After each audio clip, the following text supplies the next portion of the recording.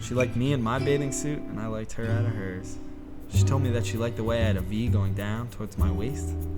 "That's hot," she would say, pulling my drawstring. One of my goals for the summer was to wear my bathing suit for as many days in a row as I could. And at night, when we slept together, I would wear nothing at all. One of those things I loved about the Jersey Shore was that no matter how much I showered or tried to be careful, there was always some sand in my bed. I remember some nights we used to just lay in the sand next to each other, staring up at the sky. We always told ourselves we were waiting for a shooting star. It never came. I spent most other nights bartending at a restaurant next to the docks. People would come in with their blazers and loafers and Chardonnay smiles, asking me for a Cosmo because that's their summer drink. She would stop by sometimes if she got off early from the dive she worked at across town. People would come up and she would sit quietly with her chin in her hands, smiling at me. Sometimes tucking her blonde hair behind her ears if it fell on her face, but mostly she just smiled. On one of our days off, we tried to swim out to the mile marker, but we got to talking about sharks, and then we got scared. We barely made it 2 football fields away from the shore. The rest of the day we just spent next to each other on the beach. It was too hot to touch. And at night we hung out with my friend Bobby. Some people say the Jersey Shore isn't all that great. I'd sit at nights with her in my lap, Bobby and his girl on his lap, and I'd say calling anything else paradise was just lying to yourself.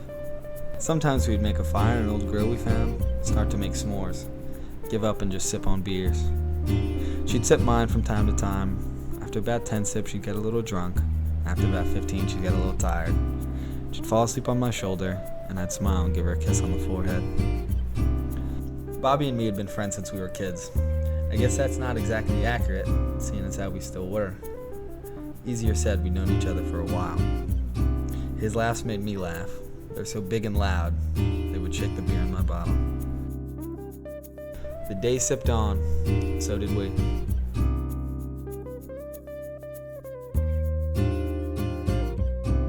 Halfway through the summer, my girl got her period late. It was a big bundle of nerves for the better part of a week. And she finally got it, and we had one hell of a party.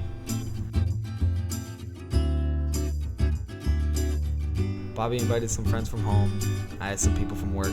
We drank like we didn't get hangovers, and we danced like not even gravity could bring us down. That night it seemed like everyone was happy.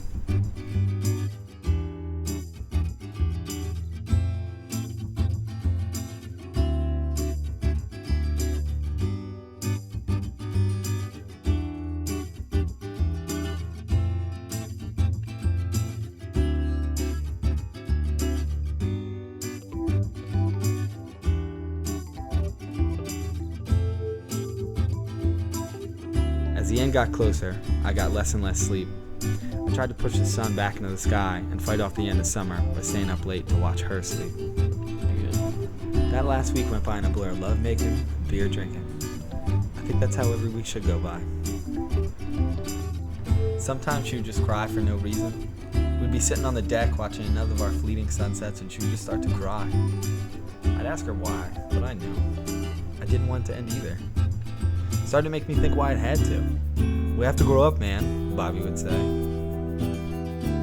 She'd stop crying after a few minutes or so, and then I'd say something that'd make her laugh, and we'd kiss again. It was nice, those last nights with her. I came back summers later with my kids, and I went to the place she used to work. She wasn't there. I was glad. I wonder if she ever went to the bar where I used to work, just to check. I wonder if she'd be happy I moved on. I hope she would, because I was for her. To this day, I wonder where she is. There were no grand romantic gestures or sweeping exits for us. We just gave each other big last kisses, and she cried. But we knew. We always did. I came to realize that no matter how far away I was, I would never leave the Jersey Shore.